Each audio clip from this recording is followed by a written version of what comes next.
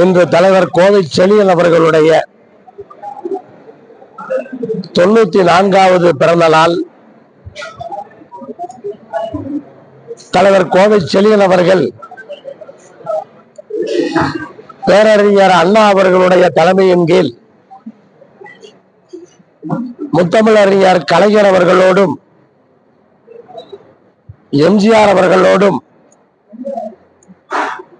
ஈவி.கே. சம்பத் அவர்களோடும் இப்படி பல மூத்த தலைவர்களோடு ஒருங்கிணைந்து அரசியல் செய்தவர். கொங்கு வேளாள கவுண்டர்கள் சமுதாயத்தை பிற்படுத்தப்பட்டோர் பட்டியலிலே சேர்த்த காரணமாக இருந்தவர். அவருடைய இந்த பிறந்த நாளில் ஒவ்வொரு ஆண்டும் திருப்பூர் மாநகர் மாவட்ட கொங்குநாடு மக்கள் தேசிய கட்சியின் சார்பாக இரத்த தான முகாமும் மருத்துவ முகாமும் தொடர்ந்து நடத்தி கொண்டிருக்கின்றோம். இதுவரை இரத்த தானம் திருப்பூர் மாநகர் மாவட்டத்தினுடைய தம்பி மாடிக்கோயில் செல்வகுமார் அவர்கள் தலைமையில் இயங்குகிற அணியின் சார்பாக 8000 யூனிட் ரத்தம் தானமாக பெறப்பட்டு மருத்துவமனைகளுக்கு கொடுக்கப்பட்டிருக்கிறது. இப்படிப்பட்ட ஒரு சாதனையை திருப்பூர் மாநகர் மாவட்டம் தொடர்ந்து செய்து கொண்டிருக்கிறது.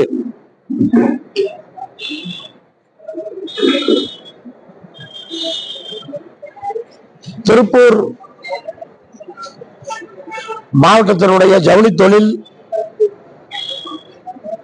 மிகப்பெரிய சரிவை சந்தித்துக் கொண்டிருக்கிறது. பல்வேறு காரணங்களால்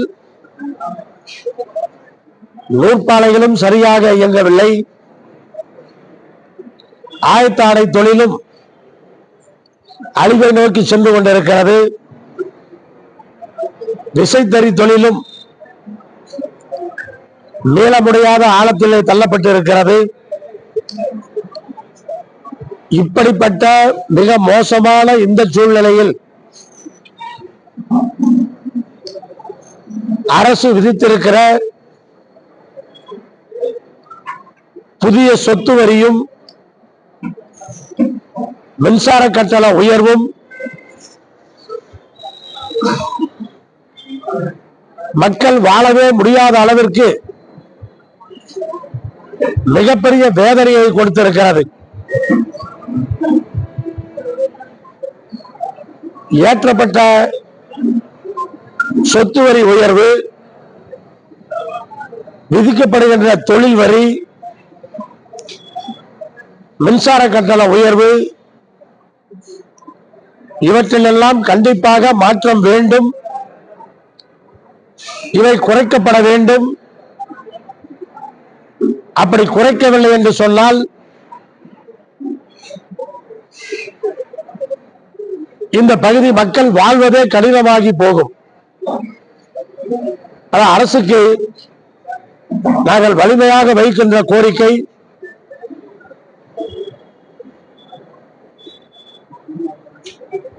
இந்த திருப்பூர் மாநகரத்திலே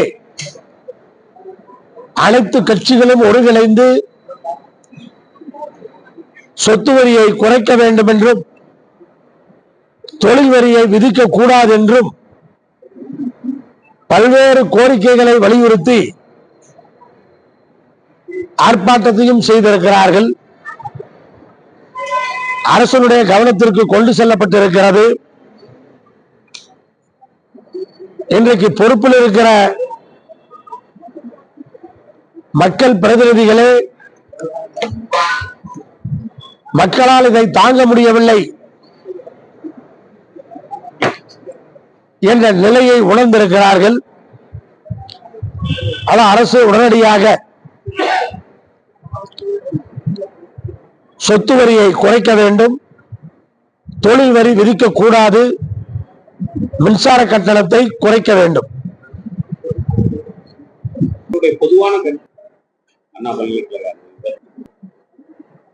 முதல் காரியமாக திருப்பூர் மாநகரத்திலே கட்டப்பட்டிருக்கிற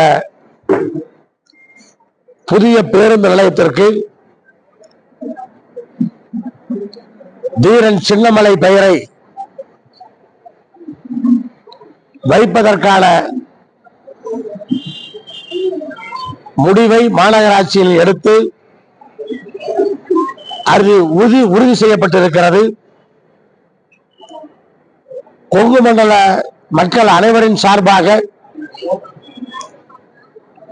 புதிய பேருந்து நிலையத்திற்கு தீரன் சின்னமலை பெயர் வைக்க முடிவு செய்ததற்காக நெஞ்சார்ந்த நன்றியை தெரிவித்துக் கொள்கிறோம். இதற்காக போராடிய திருப்பூர் மாநகரத்தினுடைய கொங்குநாடு மக்கள் தேசிய கட்சி மற்றும் அனைத்து கட்சிகளுக்கும்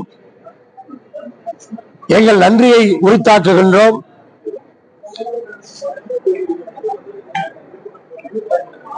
நான் சொன்னது போல திருப்பூருடைய தொழில் மிக மோசமான நிலையில் இருக்கிறது. திருப்பூரில் மட்டுமல்ல, தமிழ்நாடு முழுவதுமே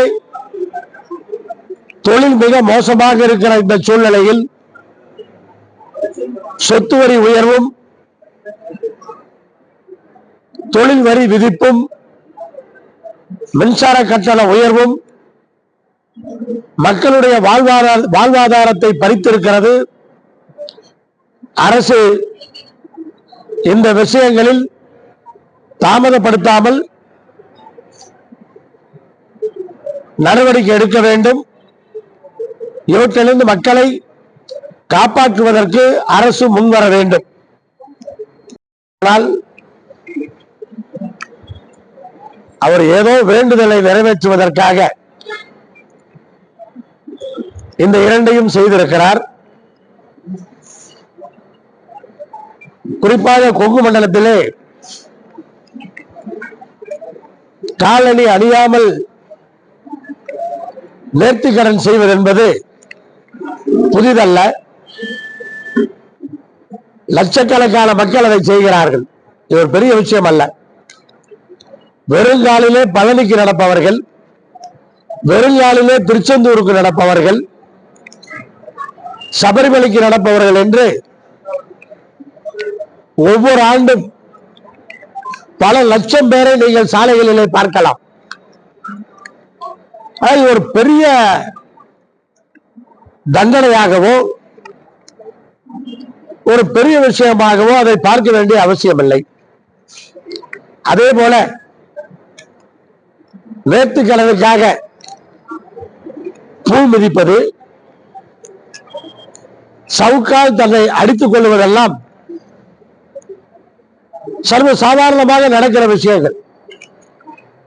ஏதோ உலகத்தில் நடக்காத ஒரு விஷயத்தை முன்னெடுத்ததாக நினைத்துக் கொள்ளக்கூடாது. நான் தொடர்ந்து தமிழக பாஜக தலைவராக அண்ணாமலை அவர்கள் பொறுப்பேற்ற காலத்திலிருந்து சொல்லிக் கொண்டிருக்கிறேன். அவர் விளம்பர அரசியலை செய்கிறார், விமர்சன அரசியலை செய்கிறார். ஆக்கப்பூர்வமான அரசியலை அவர் செய்வதே கிடையாது. ஆக்கப்பூர்வமான அரசியலை அவர் செய்யும் வரை அவர் கட்சியை வளர்த்த வாய்ப்பில்லை. அதை அவர் புரிந்து கொள்ள வேண்டும். மீண்டும் அந்த விளம்பர அரசியலுடைய ஒரு பகுதியாகத்தான் இதை செய்திருக்கிறார். அவர் நேர்த்திக்கடன் செய்ய வேண்டும் என்று சொன்னால் கொங்கு மண்டலத்தில் இருக்கிற ஜவுளித்துறையை பாதுகாக்க வேண்டும். அப்படி ஒரு வேண்டுதலை வைத்துக் கொள்ள வேண்டும். இன்றைக்கு டெல்லியிலே ஆளுகின்ற கட்சி பாரதிய ஜனதா கட்சி, அதனுடைய தமிழக தலைவர் ஜவுளி தொழில் அழிந்து கொண்டிருக்கிற ஜவுளி தொழிலை பாதுகாக்க வேண்டும். இப்படி வேண்டிக் கொண்டு டெல்லிக்கு காவடி தூக்கி ஜவுளி தொழிலை பாதுகாத்தார் என்று சொன்னால் தமிழ்நாட்டிலே அவர்கள் கட்சி வளர்வதற்கு வாய்ப்பு இருக்கிறது, மக்கள் விரும்புவார்கள்.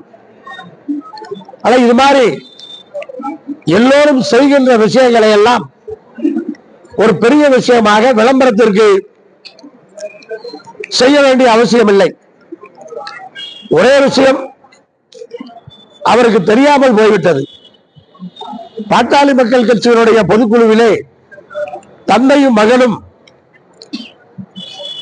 எதிரெதிரே வாக்குவாதம் செய்து கொள்வார்கள் என்று அடுத்த நாள் இது நடக்கும் என்று அவருக்கு தெரியவில்லை. தெரிந்திருந்தால் இது தள்ளி போட்டு செய்திருப்பார். அவருக்கு கிடைக்கின்ற அந்த விளம்பர வெளிச்சம் இன்றைக்கு பாட்டாளி மக்கள் கட்சிக்கு சென்று விட்டது. ஆனால் இந்த விளம்பர யுத்தியிலே அவர் தோற்றிருக்கிறார். அதான் உண்மை. அவரை சார்ந்திருக்கிற யாரை கேட்டாலும் அவர்கள் சொல்லுவதெல்லாம் இது விளம்பரத்திற்காக கவனத்தை ஈர்ப்பதற்காக அவர் செய்திருக்கிறார் என்று சொல்லுகிறார்கள். தொடர்ந்து இதையே செய்து கொண்டிருந்தால் எப்படி கட்சி வளரும்,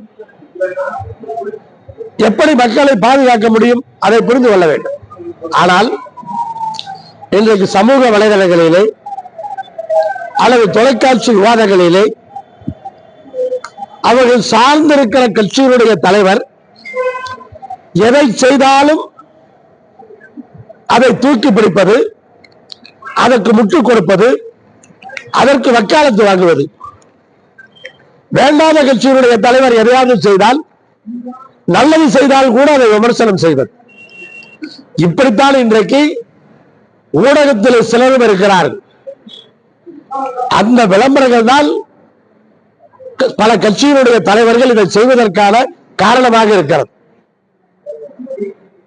ஊடகத்தில் இருப்பவர்கள், விவாதங்களுக்கு வருபவர்கள், யூடியூப் நடத்துபவர்கள் யாராக இருந்தாலும் அவர்கள் சரியாக செய்தால் அவர்களை தூக்கி பிடிக்க வேண்டும், தவறு செய்தால் தட்டி கேட்க வேண்டும். யார என்ன எது செய்தாலும் தன்னை சார்ந்த கட்சி, தான் விரும்புகிற கட்சி செய்தால் அதை தூக்கி பிடிப்பது பார்ப்பவர்களுக்கே கொஞ்சம் கொஞ்சமாக திகட்ட ஆரம்பித்து விட்டது. ஒரு யூடியூப்ல யாராவது பேசுகிறார்கள் என்று சொன்னால் அவர் என்ன பேசுவார் என்று தெரியும். இப்படித்தான் இன்றைக்கு நடக்கிறார். எதிர்பார்க்கவில்லை. பாட்டாளி மக்கள் கட்சி பல சட்டமன்ற உறுப்பினர்களை கொண்டிருந்த கட்சி, இன்றைக்கும் 5 சட்டமன்ற உறுப்பினர்களை கொண்டிருக்கிற கட்சி, டெல்லியிலே மத்திய அமைச்சர்களாக பல அமைச்சர்களை கொண்டிருந்த கட்சி. அப்படிப்பட்ட ஒரு கட்சியிலே பொதுக்குழு நடக்கின்ற மேடையிலே அப்பாவும் மகனும் ஊடகத்திற்கு நேரலையிலே பேட்டி கொடுப்பது போல இன்றைக்கு இந்தியா பூராவும் அதை பார்க்கின்ற ஒரு சூழ்நிலையில் தங்களுடைய குடும்ப பிரச்சனையை பேசியிருப்பது வருத்தம் அளிக்கிறது.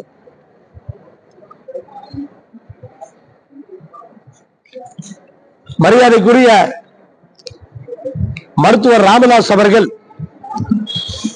ஒரு மிகப்பெரிய தலைவர், ஒரு இனத்தை காப்பாற்றியவர், சமூக நீதிக்காக எப்போதும் குரலை கொடுக்கக்கூடியவர். அப்படிப்பட்ட ஒருவருக்கு இப்படிப்பட்ட ஒரு அவமானம் நடந்திருப்பது பார்ப்பதற்கே கஷ்டமாக இருக்கிறது. ஆனால் அவர்களுக்குள்ளே சுமூகமான ஒரு பேச்சுவார்த்தையை அந்த கட்சியினுடைய மேல்மட்ட தலைவர்கள் செய்து கொண்டிருக்கிறார்கள்.